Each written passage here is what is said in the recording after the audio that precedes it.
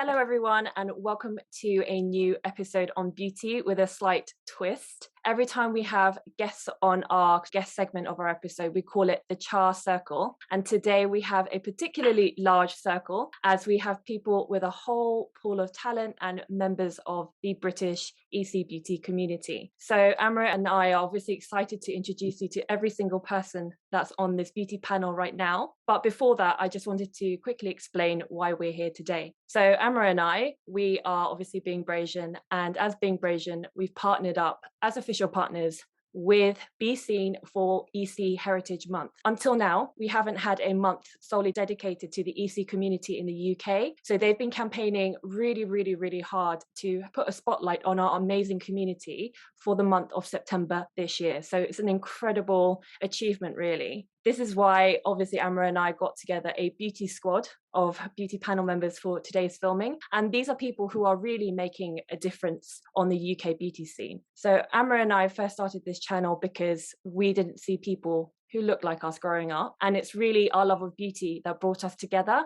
and made us start our Being Brasian channel. Growing up, we didn't see anybody who looked like us in magazines or mainstream media. And when thinking about what to do for ideas of ESEA Heritage Month, we wanted to celebrate the very topic that brought us together and also allowed us to meet this pool of incredibly beautiful people. We wanted to celebrate different ESEA cultures, really demonstrate the magnitude of talent, cultural differences and similarities, and celebrate all ESEA skin tones. We have gathered makeup artists, creme de la creme beauty influencers, and even a beauty business owner from different British ESEA backgrounds. Amra and I are really lucky to call these panelists friends. And now we're going to hand over to these people to introduce themselves. Hi, my name is Cephy. I am a Filipino immigrant here in the UK. I first moved here when I was 5 years old. I was raised in Surrey, but I am now a permanent resident of Cardiff, Wales. And I mostly do beauty blogging via Instagram, and my handle is @cosmetikaddictions. Hi, I'm Howard, and I'm originally from Malaysia. I'm Malaysian Chinese, and I moved to UK about 9 years ago. I'm a professional makeup artist. I work for Tom Ford Beauty and also manage my own social media, Instagram at Yogi Loves Makeup, showing you all the best tips and tricks and all the cool looks that I've created. Hey everyone, I am Linda. I write reviews on skincare and lifestyle on Linda Chung Lee on Instagram. I am British born Chinese, born and bred in Yorkshire, hence the accent. It's quite strong. I was brought up in Leeds. My parents are Hong Kong and China. They came over before, I think about 1981, and they have a food business. They're in the takeaway business, and now they're semi-retired, which is nice. And I'm literally in Harrogate, which is down the road, about 20 miles away from Leeds. So I get to see them often, and it's nice. Hi, I'm Britta. I'm the owner and founder of Koja Beauty, which is a cruelty-free online shop for Korean skincare and cosmetics. I am half German, half Korean. I grew up like half my life in Germany and then the other half in the UK. Yeah, that's me. Hi, I'm Ting. I am British-born Hong Kong Chinese. Both my sets of grandparents emigrated here, and my parents met at school. They were childhood sweethearts. I actually grew up in Devon, but I spent the last 20 years in the Birmingham area. I have no professional formal beauty experience, but I have always been a beauty product, beauty treatment enthusiast. I think it's my way of rebelling against a tomboy mother. And I have spent the last 6 or 7 years online, writing a blog, creating content online, but also helping to grow a network called Brown Bloggers, which are loads of different types of content creators, including other, industries. It's not just beauty, but there are lots of beauty enthusiasts I've met through that network. But thank you for having me. My name is Deborah, and I've been doing beauty blogging, I guess, for full-time for 1 year. Prior to that, I was working as a makeup artist for primarily brands Bobbi Brown and NARS, makeup artist and manager. And that's kind of where my passion for beauty really grew. And I knew I wanted to get into blogging full-time. The best thing about beauty is just helping people to look the best versions of themselves. And although people say that beauty can be superficial, I disagree. And I have seen firsthand the transformational power that makeup can have for people? I'm Amra. I have been a on and off freelance makeup artist for the last couple of years. I have my own YouTube channel, which is at AmrasBeautyBlog, where I really talk about different products and things that I really enjoy. The reason why I started the channel was that there wasn't people that looked like me, and I felt like I needed to represent. It was 2 years ago during lockdown as well that really got me focusing on it full time. So that's me, and that's what I love to do. So this is our panel, everyone. We recently obviously conducted a mini survey on our stories, asking 7 different questions, and we just wanted to go through it, and obviously that's just going to create a discussion as well. So the first question we asked was, what are your favorite beauty brands and why? Then we asked, are you familiar with any EC-led makeup or skincare brands? Surprisingly, there were quite a few people that didn't know any brands that were actually EC led. So does that surprise you guys, or do you think that's quite normal? I'm actually quite surprised because especially now, especially Korean skincare and Korean beauty has become so popular. You get it also in mainstream shops now. You can buy it in Boots. So yeah. I'm surprised that some of your followers are unaware of them because I feel like it's been such a big deal recently in the beauty community. So I mean, for the people who did know, unsurprisingly, they mentioned a lot of Korean skincare brands. And then you had the odd like Patrick Tar, for example. Okay, here's a discussion point. So growing up EC in the UK, or obviously the country that you're living in, were you ever made to feel that you looked different, and how so? What do you think about this question from a personal perspective? I mean, personal perspective in terms of, do you mean by looking different, or as in looking different than the models that were put out there in magazines or in shoots or in campaigns? When we talk about a beauty industry, how many times that they put things up front 10 or 15 years ago, you barely see any Asian face as a face of models for beauty. The standards are always that they look up upon to being white, Caucasian. There's no racism here, but we're talking about 20 years ago, 15 years ago. When you look at all the campaigns, they're barely only just white people, except for Asian brands. That's why through an influence of international influence, I mean, a lot of people out there want to look like a certain people out there. Even for me, myself, to be fair, because I want to look a certain way. I do have a bit of fillers here and there to touch up my face because I want to look like a certain kind of myself. But to be fair, I'm proud to sort of admit that myself. That doesn't prove that I'm any wrong. It's just that I like the better version of myself right now. But the thing is, to completely change myself to something else that I'm not, I don't see that's the point of it. But right now, with a lot of campaigns, the ones that really caught my eye was a couple of years ago, Vogue come up with a Vogue cover with all sorts of different shapes, different colours of people on the magazine. That's the first time. I would think it was Edward and Info that come up with that cover. That was the first cover. It was one of the most beautiful cover I've seen ever from Vogue, because the inclusivity, people, no matter what colour you are, no matter what kind of face structure you have, that's just beauty in general. I mean, I'm not regretting that I've done things before to change a bit my facial features, but to be fair, right now, I just learned to love myself even more, to see that people are actually accepting that the fact that we are just slightly different. Although we look different, we still can be a better version of ourselves in terms of that. That's how I see it. No, that's an amazing answer, Howard. And you kind of gone into the next question, which actually is so relevant, everything that you said. Is there anybody that can speak on a personal experience of, say, growing up in a Western society and looking the way that we do, were you ever made to feel that you looked different, good or bad? Oh, absolutely. I grew up in a very, very white area. I grew up in Devon. I was one of the few non-white people, probably confidently in a 20-mile radius of my school. When another EC person happened to join our secondary school, the first question that was asked was, "Are you related?" It was kind of we were related, actually. We were cousins. So it's just exactly where people jump to. I was very, very othered. I have very vivid memories of being asked by children. I was a child. They were also other children, asking me whether I could see through my eyes because they're so small. All the makeup chats that would happen as a teenager, I was naturally excluded from, because the makeup that was available in a very small town in Devon was very, very limiting. Even if I was to go up a few price points, it would still have been limiting. It's the 90s. It just wasn't there. But yes, I did always feel very left out of conversations. People didn't know how to talk to me about beauty, as if it didn't matter to me, even though actually I was very interested and I did want to join in and I wanted to be part of that conversation. I also have vivid memories of being only told that, oh, you look like Lucy Liu. And one day just having enough and saying, are you saying that because that's the only EC reference that you have? Or are you saying that because it's real? Because I can't see the similarity myself. And if you look at pictures, we look nothing alike.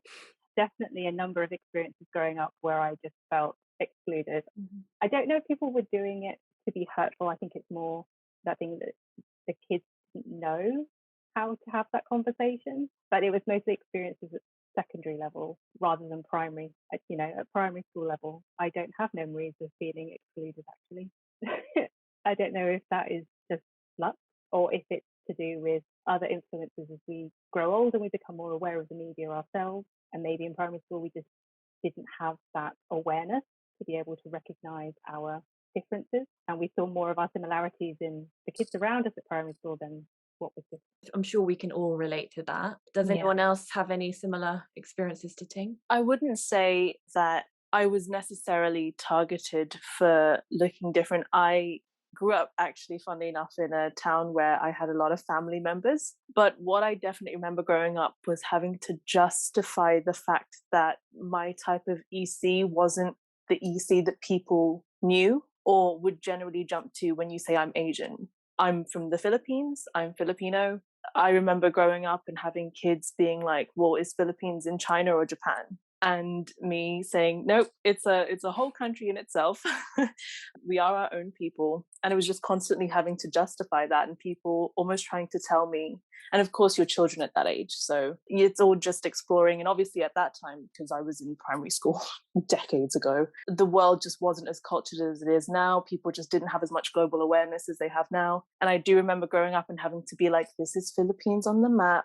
Yes, I'm Asian, but no, I'm not Chinese or Japanese. And funnily enough, as Ting was saying, everyone's reference point for an Asian woman when I was growing up was Lucy Liu. And I do not in any way, shape or form look like her because she is stunning beyond belief. Yeah, just people being like, well, why don't you look like Lucy Liu? And I was like, because I'm a different ethnicity. I don't know what to tell you. So yeah, I don't necessarily think that they were singling me out for looking different or being EC, but definitely for just people not being able to not quite grasp or have an understanding of all the different cultures that are encompassed under the headline of EC or Asian people, which has changed a lot over the years and something that I'm very happy about. That's my experience. That's amazing.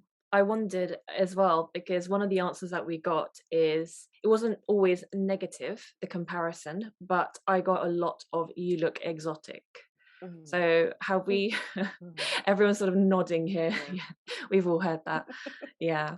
Okay, so for me, I grew up in a mid-sized town in Germany, and I think I was for a really long time until I went to grammar school, the only Asian in that area, in that suburb where I was living and going to school. And yeah, it was kind of like Cephy and Ting said, you get these comments saying you look like Linda Lu, or when you're primary school kids and you like to kind of role play different Disney princesses and the other girls would be Cinderella or Snow White, and I was always put into Mulan. Yes. I mean, don't get me wrong, she is an independent, kick-ass hero, but as a kid, you want to do something different. Like today, I want to be Ariel. Tomorrow, I want to be Snow White. But it's like, no, you can't. They said, I'm so sorry. You cannot be anything but Mulan because that's what you look like.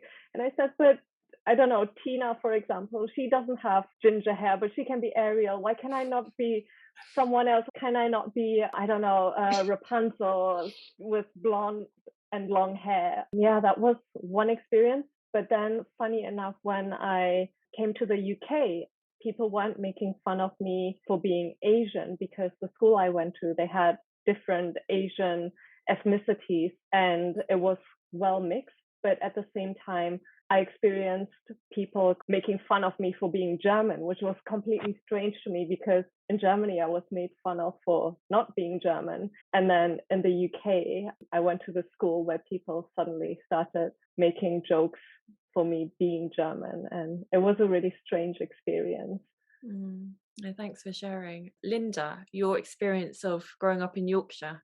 Oh, where do I start?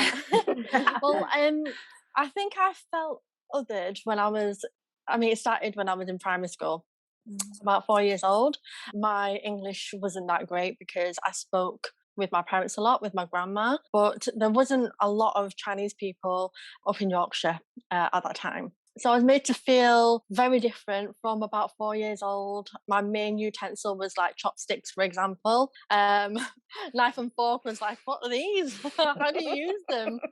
And to this day, actually, I fact about myself, I still use the knife and fork the wrong way around because I sat opposite a friend and learned from them how to use a knife and fork. So I still use it the wrong way around. In high school, I was bullied relentlessly for being Chinese. I looked very different. It didn't help that I was also quite lanky, quite tall. I was quite gobby as well. So if anyone said anything to me, they'd get it straight back. But other than that, there weren't many people who looked the same as me, apart from Lucy Liu, like I said. I grew up in the 80s, 90s. There was a cartoon called, I don't know whether anyone's watched it, it's called Captain Planet. And there's 5 kids with 5 elements. And the Chinese one would have water. I should have an accent as well. So all my friends would be all these other elements, and I'll be water. I'll always be water. So yeah, that's my experience. No, I think we can all relate to that. Obviously, Howard sort of touched upon this question earlier, but did you feel there were any ESEA beauty role models growing up? And has this changed in recent times? So obviously, we've mentioned, I think every single person has said the name Lucy Liu here. So growing up, certainly, that's always a comparison point with Lucy Liu. And I felt conflicted because on one hand, you have someone to sort of, I guess, look up to, but on the other hand, that was my only reference, I guess. Was there anybody that you felt was a role model growing up, or do you think only recently? I mean, I think there are a lot of role models now than we did back when we were younger. One of the role models and someone who I really quite admire is Gemma Chan. I really love how eloquent she is because I think she really represents, I think people have a misunderstanding or a misconception of what people from the ESEA community, what we're like and how we speak. And when you hear her speak, I think she just blows everyone away because of the way she comes across in her intellect and just that she's so classy. For me, I just find her so classy to listen to watch. And she's just a great role model in terms of how she carries herself.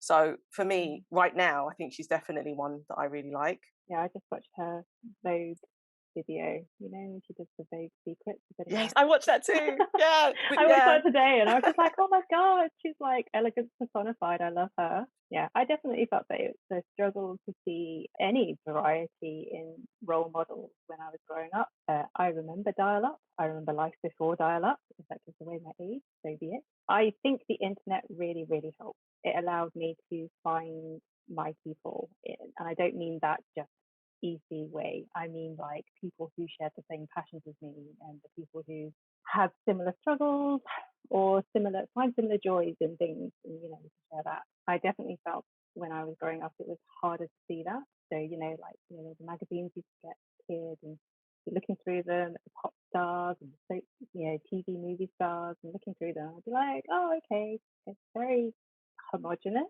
I suppose. There was no one who was plus size let alone someone who was a different color. It was a very, very strange time to kind of feel like, oh, I don't fit that mold.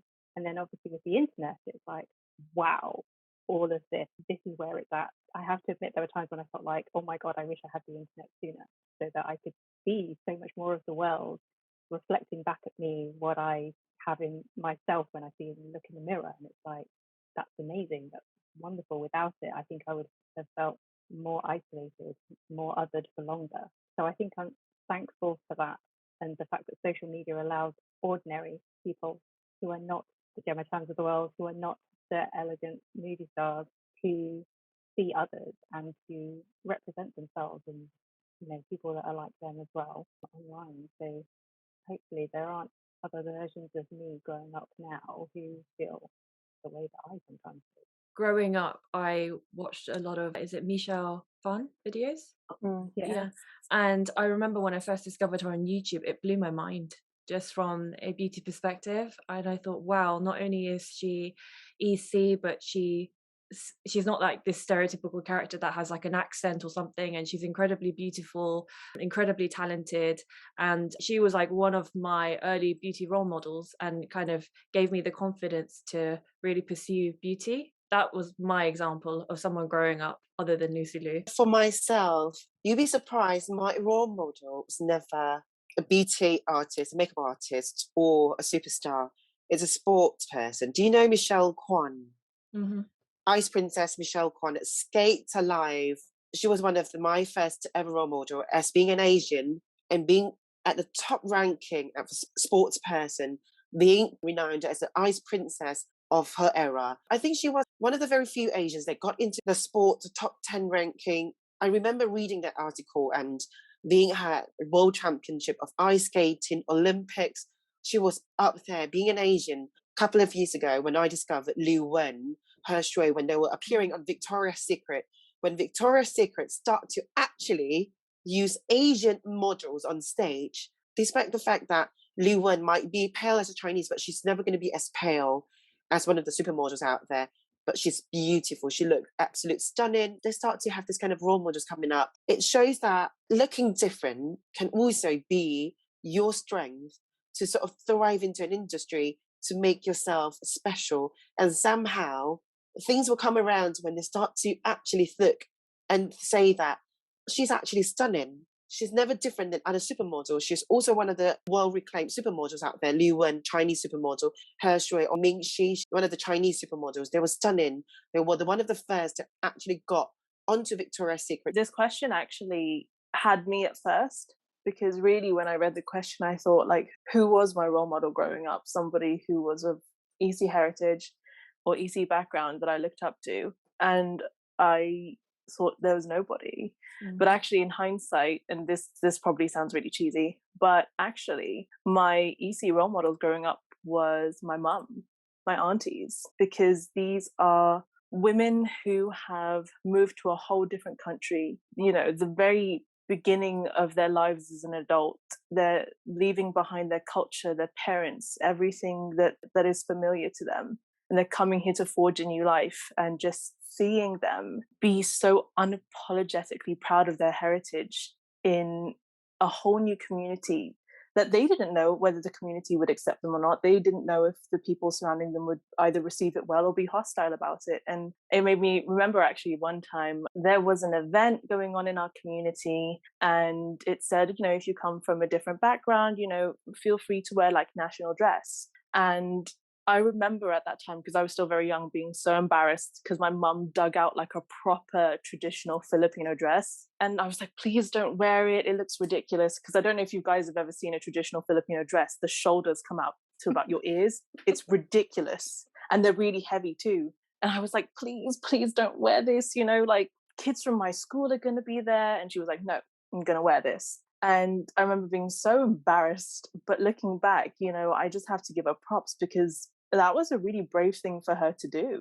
Everything that they did, being immigrants in this country, especially in the community where I grew up, where there weren't many other non-white people in the community. This question really made me stop and think. And I guess all along, the role models in my life were people who were right there in front of me. But at the time, I just couldn't appreciate it. But obviously, in hindsight, I have nothing but love and respect for my relatives who came here and forged the path first, essentially. I think we can all relate and say that our parents are definitely, we have some strong role models with our family that came to this country or even Germany to start a new life. Although having said that, like, everyone knows how much my mum means to me, but I wouldn't say she was my beauty role model for sure. And I think Ting mentioned it earlier. Did you say that your mum's a tomboy? Oh yeah, she is. Yeah, my mum's a She massive only tomboy. started using moisturizer because I forced her to. She's never seen a tube of anything like a serum before. My mum's favorite moisturizer and only skincare is like Nivea. And then, you know, trying to convince her to use anything else is just like, I give up now. So I definitely didn't get my beauty inspiration from her. We're talking about family. one of the reasons actually being makeup artist is because of my mom and my aunt. Both of them passed away a couple of years ago. They were the ones that actually, the reason I started doing makeup, they have always been my influence in life because, trust me, we talk about Chanel. My mum, 20 years ago, 30 years ago, she'll be putting on Chanel creams already. 20 years ago, when people don't even know what MAC is, she was having a MAC liner pencil. I'm not even lying, a full set of MAC and Bobbi Brown's brushes. They were the OG that have been discontinued years and years ago. Original hair, MAC brushes, Bobbi Brown brushes. Even the cases, my mum has them, everything. From Korean skincare to Japanese skincare to the French brand or the international brands, named it, my mum has it all. They were the ones that actually influenced me to be in this beauty industry. But yeah, that's beautiful, Thank you, Howard. Howard. Yeah, thank you for sharing that. My mum was like similar to what Howard said. I'd open her drawer and it'd be full of like Clinique was like her go-to, but she'd have like lipsticks that she just taught me little tips and tricks and things, using a lipstick but using it as a blusher, and you know those little things that you know that your mum would only know, and you know that's the kind of thing that when we talk about role models, I'm so proud of you, Howard, for sharing that, because it's a really if this really were in lovely story. person, we would have given you a massive We group would. hug. But Yeah, we we can't, so just like telepathically we're hugging you right now. So virtual hug. So moving on to the next question, what is the one feature you feel most insecure about? I don't know if you guys will be surprised, but the two most common answers were, take a wild guess. Eyes. Eyes. And nose. Nose. Yeah, I was going to say nose. Oh, it's Yes. nose. yes, Yeah. nose for sure. 100%. That's why I've got my fillers done. So yeah, eyes, a lot of people said that it was either a personal insecurity with feeling like they were small, or because others had pointed out that their eyes were small. And then with the nose, a common response was feeling like it's too flat or too big. Can anybody relate to that? I mean, everyone's nodding, so yeah. For me, it was eyes. Oh. Who else? For me, it was eyes as well, definitely.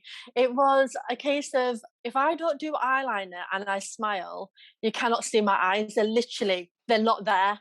That's why I need to have eyeliner. It's one of the main staples of my, makeup bag. Eyeliner, nothing else, just eyeliner. If it's a desert island, eyeliner. Definitely. Yeah. For me, it's the eyes. I think it started off with people pointing it out and making fun of it, saying I have small eyes. But then later, as I started using makeup, it was more of a personal thing where I got annoyed because I don't just have a monolid, but I have more of a hooded lid. So if I want to do a nice eyeliner, I can't do it because my eyelid is covering it. So I started resorting to eyelid tape. So that saved me, but it was something that annoyed me. It's not something I'm particularly insecure about. It's just an annoyance. But when I was younger, I was insecure about it because people were pointing it out. Now, not so much. Yeah, I had the same thing because I've got a slight hoodedness with my monolids as well. So definitely eyes, and similar situation as well. It would always be pointed out, and also with the whole pulling their eyes back to make gestures at me, it just highlighted my eyes are very, very different. But the other thing for me was that I was always told, because my eyes were small and my lips were so big, my face was always out of proportion. And that was the thing that I was told, and that made me feel incredibly insecure for years. And still now I really struggle to do like a full beaming smile. So if you look at my socials, if I even in a group photo, if I know a photo is being taken, I don't do like a full grin. I will do sort of like a smaller smile because I'm trying to shrink that part of my face down. It's awful to kind of to still be carrying that, decades later, but I still am. I can't help it. And I do sometimes kick myself, get a bit annoyed at myself, like, why are you letting these things that horrible children said to you years ago still affect you? But I'll still be there, like laughing like this. So that people can't say that about me and say, oh, your face is so weirdly out of proportion, like a caricature. I'm like, oh, how rude. Sorry, I'll hide this from you then. Someone once said to me, your nose, because I've got a thing about my nose, but they said to me, you're definitely Thai. And I went, why is that? He goes, because of the shape of your nose. And I remember thinking, what the hell does that mean, first of all? But secondly, it made me really self-conscious about my nose. And ever since someone said that, it's funny how you carry these things. Definitely. And I just carried it throughout my life. And it's so bizarre, but I totally get what you're saying, Ting. It's not nice at all. I think for me, it's always been nose, trust me.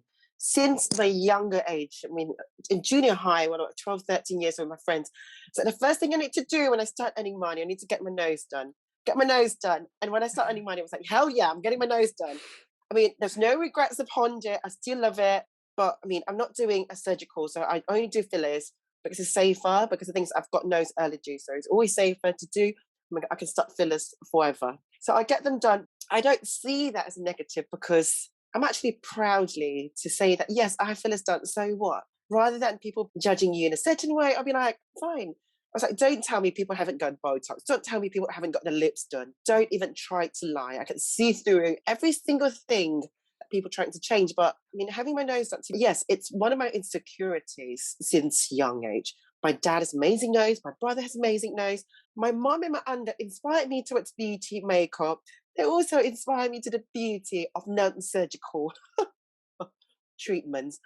So my mom, my aunties, they all have their little twigs and pegs, looking 50-something, 60 years old, still looking really fresh and beautiful. I mean, secret within secrets.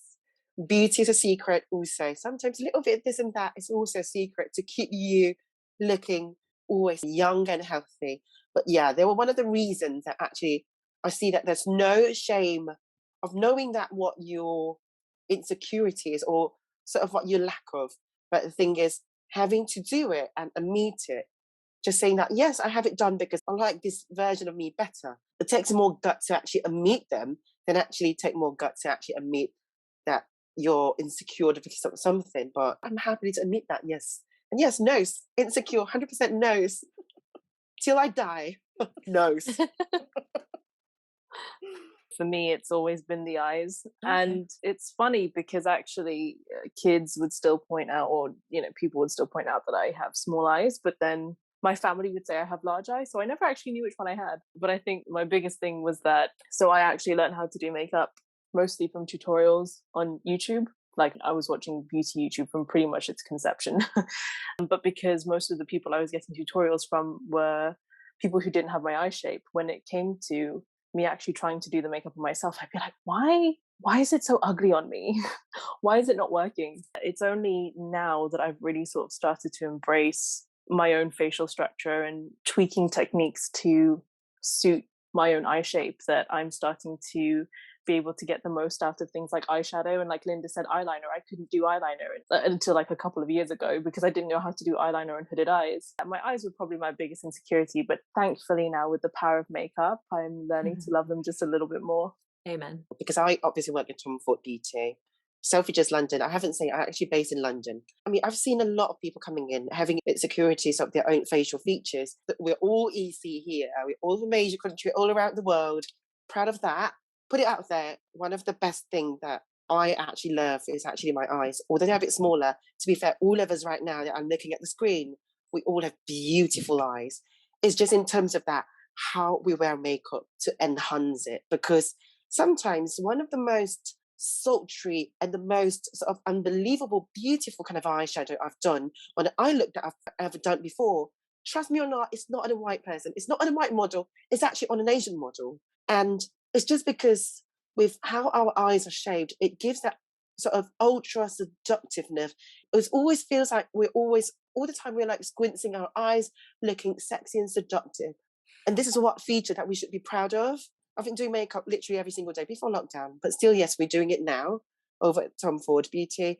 But yeah, trust me, we have one of the most beautiful eye shape, regardless of hooded or not. Trust me, there's a lot of tips and tricks you can do. A liner with hooded eye, I used to look stunning. Actually, what Cephy and Howard said, it actually leads very nicely onto the next question. We asked, what is the makeup application you struggle with most? And I thought this would be quite nice to just quickly go through some of the points that they've mentioned they struggle with. And then if like each of us could just briefly give a few tips and advice and tricks, I guess. So for brows, actually, I wanted to throw it to Cephy because you're like the queen of brows. Oh, so what would you say? Brows was mentioned actually a few times. What would you say is like a tip for getting brows right? I think actually for me, what it is that I really had to let my brows grow because I very much was raised in the era of overplucking, and I realized that my brows kind of they'd never lay exactly how I wanted them. I actually prefer nowadays having more of a bushier texture and actually less color through it. I don't know whether that's just because no makeup is currently a trend right now, but yeah, for me, I like to focus more on getting the hairs in place exactly where I want them and then just using the tiniest amount of color to fill the rest in. I just find that gives a more natural look. It also helps you by allowing you to work as much as you can with your natural brow texture. Amazing tip. Another common thing, which actually for me was surprising, is powder. Is someone happy to take the floor with advice on powdering? I'm assuming they mean like setting the makeup. Oh, well, I literally just powdered just now. I don't know if anyone saw, but like cheekily, I was like doing this. I don't know about any of you guys, but for a lot of Asian women, I've learned that they actually prefer like powder foundations, like compact makeups before they got into sort of like liquids. And I've always found that they can be quite daunting if not used sparingly. So I would just say, with any kind of powder application, just a light hand, a light touch, and a soft finish. And to add to that, I think the problem with powder is that, and a misconception is people think they need powder. You don't. So it's obviously also based on your skin type, and you don't need a powder, full stop. It's just if you have oilier skin, if you want to mattify the T-zone, etc. The thing that converted me to powder, because I always struggled, because I thought powder looked really obvious on, especially if the colour wasn't quite right for me. I've now sort of like succumbed to the fact that what I do is I powder and then instantly use a facial spritz, and then the combination kind of disguises if there's like a slight difference in the color, because it helps to blend it all seamlessly with the rest of my makeup, and then kind of hides that heaviness that I might have accidentally done, with the powder in certain places when I'm trying to make my makeup last a bit longer. I basically discovered I can't use powder on its own. I have to use powder as part of a whole routine. Definitely. Another one was, and I think maybe many people in the ESEA community can relate, is mascara, getting anything to hold a curl, 2 exclamation marks. So how do we feel about that? Mascara, Asian lashes? I'm quite lucky that I don't know why. I don't know whether it's how my eyelid falls or whatever. When I shut my eyes, my eyelashes just pop up and my eyelashes naturally curl. So I've never had to use an eyelash curler, but I think that's how my eyelid falls, which is what happens. So all I need is just mascara. But the pain with mascara is that I don't have any eyelashes. They are so short. So it's like they're invisible. They are so sparse as well. And I think that's with the Asian eyelashes because they're not as thick as Caucasian lashes. But even though I use a lash serum, it still doesn't make a difference, unfortunately. My secret weapon is using a lash curler and waterproof mascara. I have yet to find a regular mascara that is able to hold up my curl, but so far most waterproof mascaras work like magic. So they're able to hold the lashes. They don't go down after a few hours and they don't smudge. That's my way of having normal looking lashes. They're quite sparse and normally they're just straight down. Ting was just saying about castor oil. Yeah, only because Linda said she was using a lash serum and she felt that it didn't make that much of a difference. And I have tried so many lash serums, but I actually found just cold pressed normal castor oil has been the best thing. It's really weird because it's oil. But I found it really feeds my lashes. So like, because I use the same trick with an eyelash curler and waterproof mascara to hold a curl, and then obviously I need to try and use an oil to remove it, and then sometimes my eyelashes just feel like, oh, they're a little bit like, dry, I guess, from having been forced upright, and they're like, I don't like this position, why do you make me do this? And I'm like, because it's pretty. But like castor oil, it's amazing because it's cheaper than most serums. But I found it really nourishing, and I use it on brows, cuticles, eyelashes. But I also found it's great for making my lashes feel like stronger. I don't think it's any magic. I'm not going to grow extra eyelashes, but it certainly makes what I have look and feel stronger and better when I'm curling them afterwards. I'll have to give that a try. So is there anything, lastly, that beauty brands could do better to be more inclusive of ESEA beauty? And I think the one common answer was just more ESEA models or role models with different skin tones, because not everybody is white, was the common response. The main thing that annoyed me a lot was when skincare brands, beauty brands were releasing all the Lunar New Year limited products. Yet I was so cross about it still, but they would send it out to white influencers without thinking of us lot, basically, ECs. And it really should be us lot who it feels right to show. Yeah. I can't find the word, but it should be us. For them to choose white influencers, I just felt it wasn't good, and it just made me feel like I disliked the brand, and I never touched their brand again. I just won't buy that brand now because of that. Really, it just set me off. Absolutely get your point, because then it feels like it's a marketing opportunity rather than an appreciation of what is a very significant holiday in many ESEA calendars for families and real people. Exactly. So for me personally, I would like a lot of beauty brands to actually be a bit more mindful of what they're launching. Sometimes they launch a certain product, I don't see them working on Asian skin. I don't see them working on Asian eyes. But like literally what we're talking about, mascaras earlier on. To be fair, until today, I don't see any beauty brands have a mascara that actually works for an Asian eye, or a product like eyelash color that actually curls up lashes. I actually brought up this little thing next to my vanity. I had to go back to Asia country. I was back in Malaysia. If anyone that knows Shiramura, I'm a big fan of Shiramura. This is the eyelash color. Yeah. This is the eyelash color that I got. I have those. Oh my God, they're so cool. They're actually for lashes that you can really get into. Wow. They're from Shiramura. You can't get them here. No. Exactly. I have to fly all the way. Trust me, whenever I go back to Asia, get me one. I'll be like, I need this from Japan, I need this from Korea, I need this from all the brands that I don't find them here. And also for lashes, like we talked about earlier on, my best trick, to be fair, that I use on a lot of people sometimes, I use a brown mascara for mascara, because a brown mascara holds them up beautifully and they actually have more durability. And then the brushes are always tinier. This is my trick to always do an eyelash for Asian. But when we talk about beauty products, sometimes I just want to see more of the international brands, or to be fair, just bring the Asian brands here. I think it was a few years ago, Dior brought out a line of, I think they were like face powders. They were meant to be for the Asian market and they brought them over here. They were only like 3 or 4 colours. And I was just like, yes, we are ESEA, but we need more colours than just 3 colours. I'm sorry. A lot of brands, they need to launch out something that actually works on Asian skin. Yeah. Because they don't consider the fact that we have different skin type, we have different skin color, we have more. When I do a makeup, on an Asian skin, maybe perhaps on an Indian skin, they have so much darker skin with a different undertone to it. I need to often mix 2 or 3 foundations, which the only thing that they see when they launch a foundation, we have 40 foundation shades, like 20 of them for white people. I said, what the hell are you doing then? Sometimes beauty brands should be mindful of what they're launching and not just launching for money. I mean, I work in beauty brands. I've seen a lot of launches, exactly like what you say about Chinese New Year.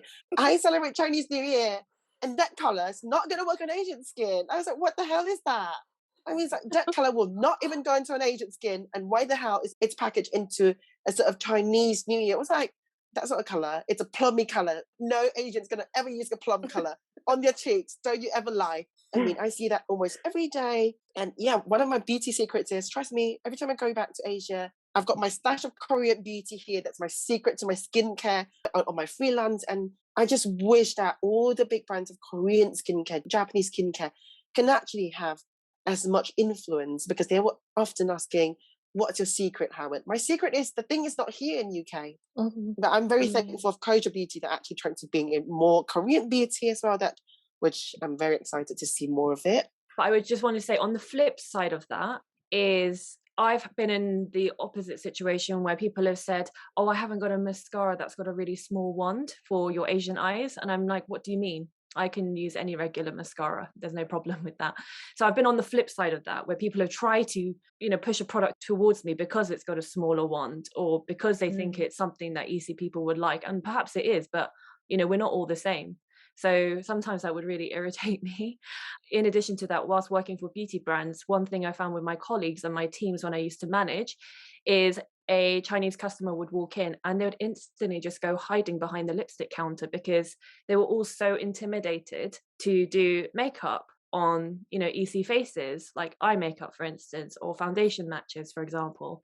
And I had a lot of like, oh, Asian eyes are this, either like overconfidence and stereotypes, or, you know, fear, complete opposite. I had a lot of like, oh, Asian eyes are amazing because you've got so much like lid space, you can take color so well. I'm like, hell no, don't bring up color beyond my crease.